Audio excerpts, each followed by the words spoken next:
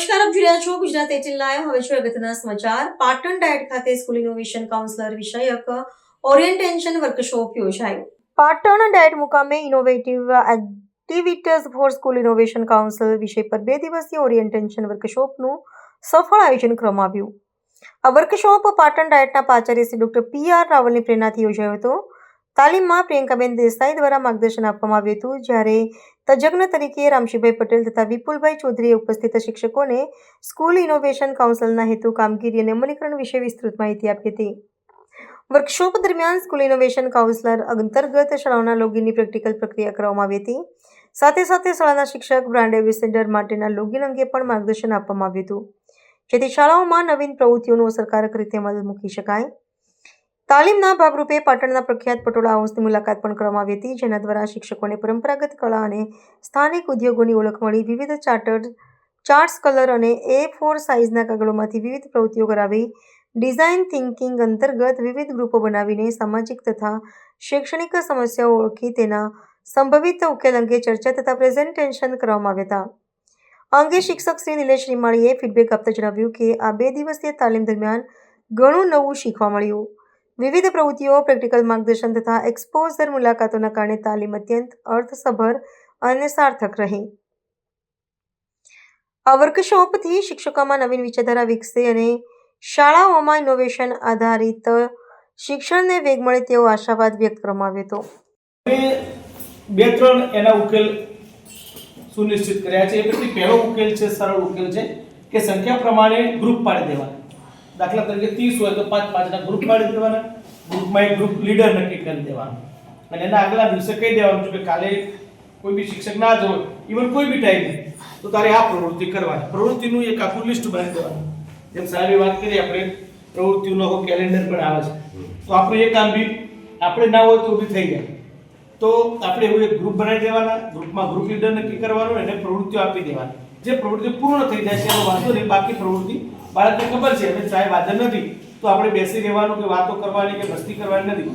આપણે આ પેન્ડિંગ પ્રવૃત્તિ જે આજે કરીશું એના માટે કેટલીક સાધન સામગ્રી જોઈએ જરૂરિયાત પ્રમાણેની. તો આપણે જોયું કે ચોક છે, ડસ્ટર છે, આવા ચાર્ટ પેપર છે, કાર્ડ પેપર છે, કલર છે, આ બધી જરૂરિયાતની વસ્તુઓ, કાતર છે, એ બધું રાખવાનું અને એ પ્રમાણે શેડ્યુલમાં આપણે એમને પ્રવૃત્તિ આપી દેવાની. કોઈ પણ ટીએલએમ બનાવવા માટે કે નાની કોઈ બી પ્રવૃત્તિ આપી શકાય. બરાબર? તો આનાથી શું થશે? ગ્રુપ એક્ટિવ રહેશે. બાળકોને કલાક કે 2 કલાક થશે તો એને કંટાળો આવશે નહીં. હમણાં જ અમારી સ્કૂલમાં અમે ટીએલએમ વર્કશોપ યોજ્યું હતું તમામ વર્ગમાં. જેમને મારું સ્ટેટસ જોયું છે એમને ખબર છે. તો બાળકોને એટલી મજા આવે ને કે 2 કલાક થાય તો બાળક ના જાય. એ આખો હું તમને વિડીયો પણ શક્ય છે તમને બતાવું કે 4 ગ્રુપમાં 4 બાળકો ખુલ્લા બેઠા હોય, એમાં વસ્તુઓ બધી પડી હોય તો એ બહાર પણ નહીં જાય કે મસ્તી પણ નહીં કરે. એ કંઈકનું કંઈક નવું બનાવશે. તો એક આ ઉપાય છે જે આ લોકો છે તમે કરી શકો. બીજો ઉપાય છે થોડો ટેકનોલોજીના કોઈ માણસ હોય તો એવું AI થી ચેટ બોક્સ કે એવું બનાવી શકે કે બાળકને કોઈ પ્રશ્ન હોય તો પૂછી શકે, બરાબર, અથવા એની કોઈ સમસ્યા હોય તો ત્યાં રજૂ કરે તો એને ત્યાંથી જવાબ મળે.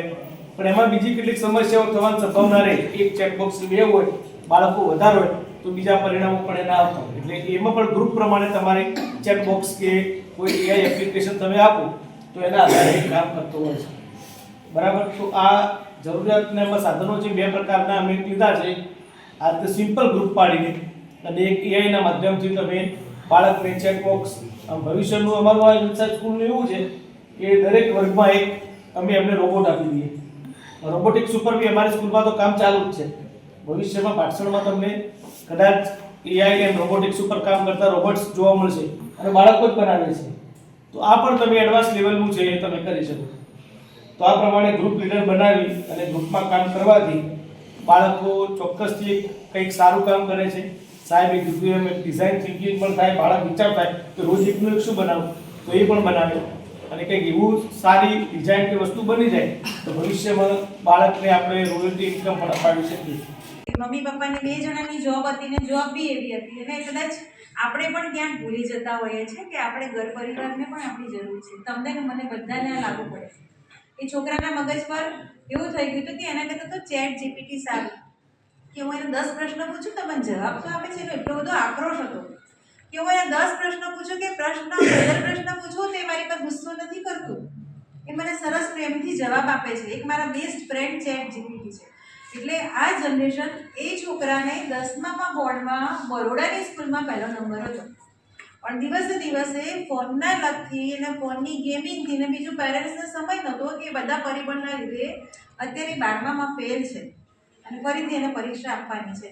એટલે આપણી પાસે જે યંગ જનરેશન છે, આપણી પાસે જે વિદ્યાર્થીઓ છે, એ લોકોએ એક્ટિવિટી તમારે પણ રજિસ્ટ્રેશન કરવું, એ બધું કરવું, પણ એ લોકો પાસે મહત્ત્વની વસ્તુ ટેકનોલોજીનો ઉપયોગ કઈ રીતે કરવો અને કેટલો કરવો.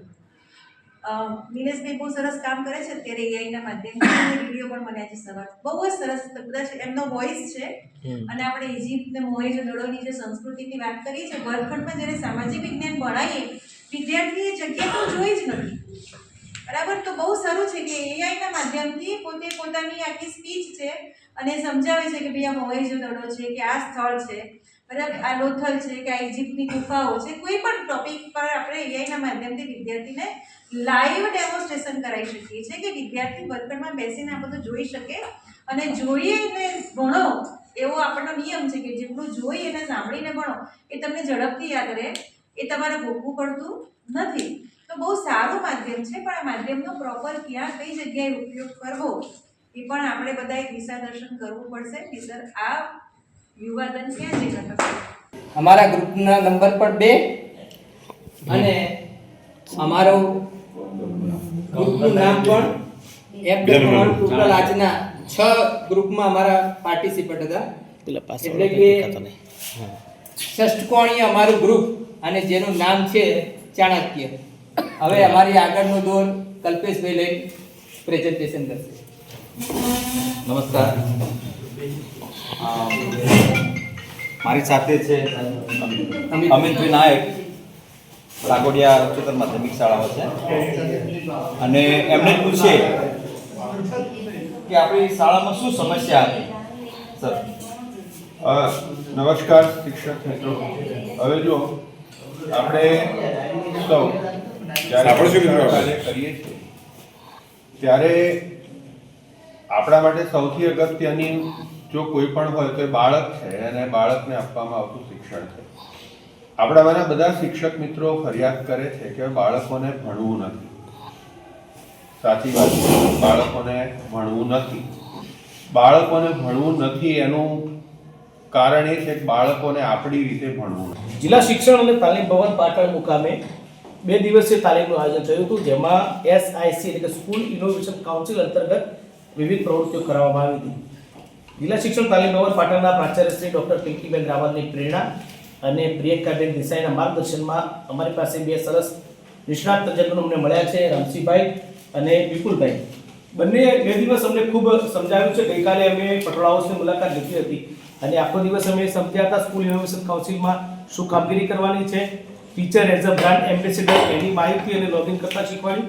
અને આજે અમે એક વિશેષ મુદ્દા ઉપર કામ કરી રહ્યા છીએ, જેમાં શિક્ષકને ઘણી બધી સમસ્યાઓ હોય છે, બરાબર. એમાં સમસ્યા ઉકેલ, જરૂરિયાત, ઉપાય અને ઉપયોગ કરતા એટલે કે લાભાર્થી કોણ છે એના ઉપર તમે જુઓ ગ્રુપમાં બધા અત્યારે કામ કરી રહ્યા છે. અમે બધા સવારથી જ ખૂબ પ્રવૃત્તિશીલ છીએ, સરસ કામગીરી કરી રહ્યા છે. તો આ જે પ્રવૃત્તિ છે ડિઝાઇન થિંકિંગ અંતર્ગત અમે કરી રહ્યા છીએ, બરાબર રામસિંહભાઈ? અને રામસિંહભાઈએ અમને ખૂબ સરસ માર્ગદર્શન આપ્યું છે ડિઝાઇન થિંકિંગ. આની પહેલા પણ એક અમે આ પ્રવૃત્તિ કરી હતી, એક સામાન્ય A4 સાઈઝના કાગળમાંથી એવો મોટો હાર બનાવવો જેમાંથી આખો માણસ પસાર થઈ શકે. શરૂઆતમાં અમને અશક્ય લાગ્યું, પણ જ્યારે બધા જ તાલીમાર્થીઓ અંદર જોડાયા શિક્ષકો, ત્યારે લાગ્યું કે કેટલું સરળ હતું. એટલે કંઈક થિંકિંગ કરવું પડે એવું સરસ મજાનું અમને પ્રવૃત્તિશીલ આજે માર્ગદર્શન આપ્યું છે. એ બદલ ડાયટ પરિવારનો અમે ખૂબ ખૂબ આભાર માનીએ છીએ. Thank you.